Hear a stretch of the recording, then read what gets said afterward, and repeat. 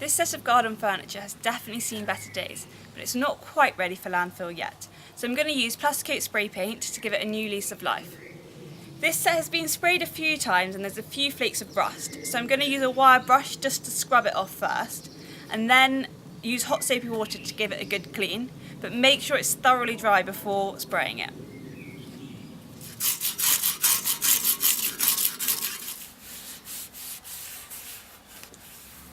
I've just finished masking the feet, so I'm ready to start spraying. Although garden paint doesn't need a primer, I'm going to use metal primer because it says it's good for moderate corrosion and I've got a few rust spots, so I just want to be on the safe side. I've given it a good shake, so I'm ready to spray.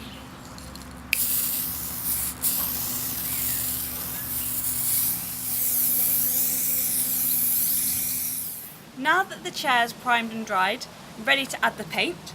I'm going to do the chairs in surf green and the table in jasmine white.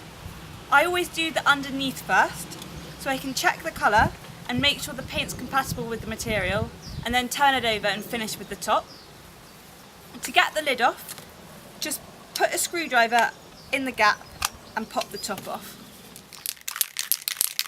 I've now shaken it well for a minute, like it says to do on the back of the tin, so I'm ready to start spraying.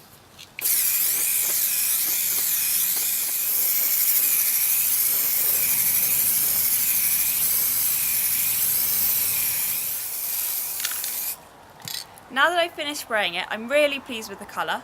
I really like the colour combination between the white and the green. I found it's much better to build the colour by using thin, even layers.